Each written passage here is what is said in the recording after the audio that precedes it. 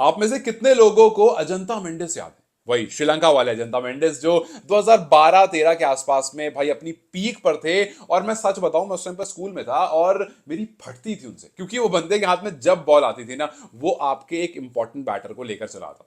वो आता था बहुत इंपॉर्टेंट और इंटरेस्टिंग सिचुएशन में, जहां पर ऐसा लगता था कि भाई आपकी टीम लीड कर रही है, लेकिन वो आकर के विकेट लेकर चला आता था। और 10 विकेट में 10 मैचेस में उसके पास सबसे ज्यादा विकेट थी। जो 10 कंजिक्यूटिव मैचेस का रिकॉर्ड था ना, कि 10 लगातार मैचेस में उसने 26 विकेट ली थी।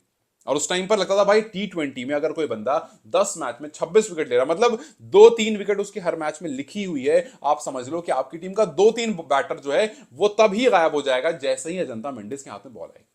लेकिन आज आईसीसी रैंकिंग के बारे में बात करने से पहले मैंने अजंता मेंडिस के बारे में बात इसलिए की क्योंकि वो पर्सनल फियर है मेरा। अगर आप में से कोई 2013-14, इनफैक्ट 14 का वर्ल्ड कप अगर आपने देखा होगा श्रीलंका वाला, तो जो श्रीलंका जीता था, तो आपको वो मेमोरी होगी आपके दिमाग में कि मेंडिस क्या क्या कारनामा करते थे। और आज जब मैं आपको बताऊंगा कि वरुण चक्रवर्ती ने अजंता मेंडिस का भी रिकॉर्ड तोड़ दिया है। 10 कंजिक्यूटिव मैचेस में उनके पास अब 27 विकेट्स हैं, और जिसकी वजह से उनकी रैंकिंग में जो छलांग लगी है ना, वो भाई नेक्स्ट लेवल है। वरुण की रैंकिंग जो थी, आईसीसी रैंकिंग, वो थी 30th पोजीशन, 30वें पोजीशन पर थे वरुण, और 30वें पोजीशन से 25 पोजीशन गेन मिला है और अब टॉप 5 में आ गए हैं। आप सोचो कि इतना बड़ा गेन आप यूजुअली नहीं देखते हो किसी प्लेयर का। लेकिन अगर वो प्लेयर ऐसा हो जिसने शुरू के कुछ मैचेस में सिर्फ 2 विकेट, शुरू के 6 मैच में सिर्फ 2 विकेट उसको मिलती है, 4 मैच ऐसा होता है जहां पर वो विकेट ले जाता है, उसको ड्रॉप कर दिया जाता है, टीम इंडिया ग्रुप स्टेज से बाहर हो जाती है वर्ल्ड कप के। बहुत सारे फ्लॉप मैचेस, बहुत सारी फ्लॉप परफॉर्मेंसेस, बहुत सारे क्रिटिक्स, बहुत सारे आलोचक जो होते हैं उसके पीछे लग जाते हैं। लेकिन वो जब कम करता है तो सबकी जबान पर एक लाइन होती है कि ऊपर वाला कैसा भी सेटबैक क्यों ना दे, बस कम जो दे ना, वो वरुण चक्रवर्ती वाला था।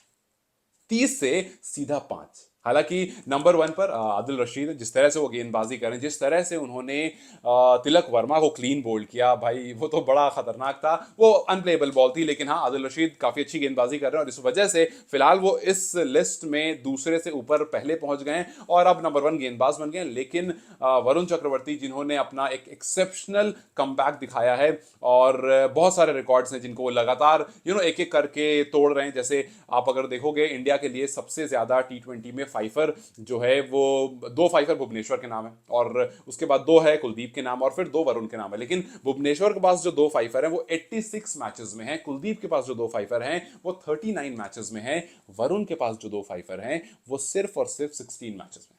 हाँ, थोड़ा अनफॉर्चुनेट जरूर है कि वो दोनों जो है वो लूजिंग कॉज में आई है, लेकिन ये भी एक अनवांटेड सा रिकॉर्ड है। He is the only player T20 में जिसके पास 2 फाइफर हैं और दोनों लूजिंग कॉज में, वरना यूजुअली फाइफर जो है वो विनिंग कॉज में आती है। और सिर्फ इतना नहीं, ये इकलौता इंडिया का बॉलर है जिसने हारने के बावजूद मैन ऑफ द मैच का अवार्ड लिया है। T20 में ऐसा कोई इंडिया का प्लेयर नहीं है जिसने हारने के बावजूद उसको मैन ऑफ द मैच का अवार्ड मिला। दिस क्लियरली शोज के कितना जबरदस्त कम, मानो कि जो 2021 को उसको ड्रॉप किया गया था ना, उसका बदला निकाल रहा है वो अभी तक, कि भैया अच्छा ड्रॉप किया था ना, वो उन टाइम पर जो मैंने विकेट नहीं ली, वो सारी की सारी विकेट जो है मैं अब लूंगा। और पहले मैच में मैन ऑफ द मैच बने, तीसरे मैच में मैन ऑफ द मैच बने, और अब सीधा 30th पोजीशन से 5th पोजीशन पर आ गए हैं। और जिस तरह से वो मैचेस खेल रहे हैं, वी जस्ट होप के, वो बहुत लोग कह रहे हैं ना कि स्पिन बॉलिंग का वो जसप्रीत बुमराह बन गया, बिकॉज उसके नंबर्स इतने अच्छे हैं यार। आई नो कि बुमराह से इतनी जल्दी कंपैरिजन अच्छा नहीं होता है, लेकिन फिर भी यार, अगर आपका strike rate as a bowler, आपका स्ट्राइक रेट 8.8 का है, आपका एवरेज जो लगभग 11 का है, तो आप सोचो ना, हाल फिलहाल में बुमराह का एवरेज 19 का था, लेकिन उनका ऑब्वियसली काफी प्रोलॉन्ग पीरियड का एवरेज है, लेकिन वो एक एक्सेप्शनल एवरेज है। उसी तरह से 8 का एवरेज, सॉरी 12 का एवरेज और 8 का स्ट्राइक रेट भी उतना ही एक्सेप्शनल है कम करने के बाद वरुण चक्रवर्ती का। और अगर बैट्समैन की बात करूं तो तिलक वर्मा ने भी जबरदस्त बूस्ट दिखाया। तिलक वर्मा फिलहाल उस आईसीसी रैंकिंग में 2nd पोजीशन पर आ गए हैं, और थोड़ा सा दुखद है हमारे कप्तान सूर्य कुमार के लिए, बिकॉज एक टाइम पर जो नंबर 1 पर थे वो नंबर 4 पर हैं, ट्रेविस हेड फर्स्ट पर हैं, और सेकंड पर आपको तिलक वर्मा है। तो यस, वी जस्ट होप के तिलक वर्मा एक और छलांग मारे, बिकॉज जिस तरह से उनके नंबर्स, उनके रिसेंट फॉर्म है वो काफी जबरदस्त है। हमने देखा कि तिलक वर्मा के पास अगर 5 मैचेस की बात करो, पिछले 5 मैचेस की, तो यस, अभी इस मैच में वो 18 रन पर आउट हो गए थे, बिकॉज वो बिल्कुल अनप्लेएबल डिलीवरी थी यार। वो आदिल रशीद की बहुत जबरदस्त बॉल थी, वो क्लीन बोल्ड हो गया, लेकिन उससे पहले 72 नॉट आउट इंडिया को मैच जिताया।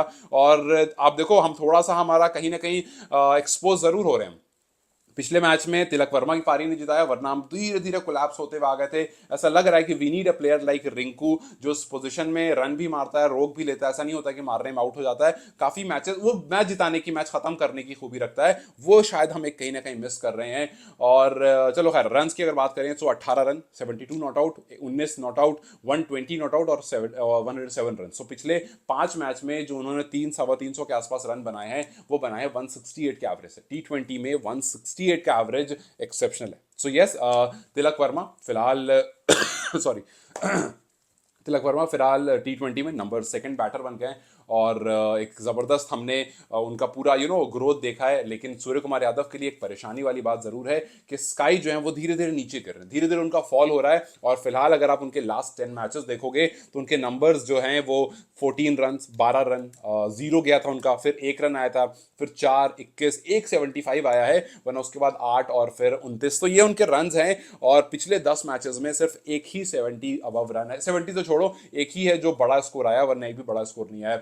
सो लेट्स जस्ट होप के स्काई थोड़ा सा कम बैक करें, बिकॉज एज अ कैप्टन उनके रिजल्ट काफी अच्छे हैं, लेकिन एज अ बैटर उनके नंबर्स जो हैं वो थोड़ा सा कंसर्निंग जरूर हैं। और वी वांट कि वो वापस से T20 वाले स्टाइल में आए, बिकॉज अगर आप उनके ऑपोजिशन के में देखोगे ना, उनके रन या उनका नंबर देखोगे, चाहे ऑस्ट्रेलिया हो, चाहे इंग्लैंड हो, चाहे साउथ अफ्रीका हो, सबके खिलाफ उन्होंने, ऐसा आप नहीं कह सकते हो कि वो सिर्फ जिम्बाब्वे या आयरलैंड या छोटी टीम के खिलाफ मारते हैं, वो सबके खिलाफ उनके रन हैं। आप जाकर के एक बार स्टार्ट निकाल कर भी देखोगे तो सबके खिलाफ उनके नंबर्स जो है वो काफी अच्छे हैं। बट पिछले 10 मैचेस में उनकी फॉर्म जो है वो थोड़ी सी डिप डाउन हुई है। और गौतम गंभीर और सूर्या जब से साथ में काम कर रहे हैं, टीम इंडिया सिर्फ एक बार हारी है, वो भी पिछला मैच हारी थी। So yes, as a captain उनके जो रिजल्ट हैं वो काफी अच्छे हैं, लेकिन एज अ बैटर जो है वो थोड़ा सा स्ट्रगल जरूर कर रहे हैं। एंड विल होप कि वो बहुत जल्दी यहां से कम बैक करते हुए देखें। खैर, अगर रैंकिंग की कुछ हाईलाइट बताऊं तो हार्दिक पांड्या इस टाइम पर T20 के नंबर 1 ऑलराउंडर हैं, वरुण चक्रवर्ती 5th पर हैं बॉलिंग रैंकिंग में, अर्शदीप नंबर 9 पर हैं, रवि बिश्नोई जो हैं वो नंबर 10 पर हैं, वो भी धीरे धीरे नीचे जा रहे हैं। और बिश्नोई को भी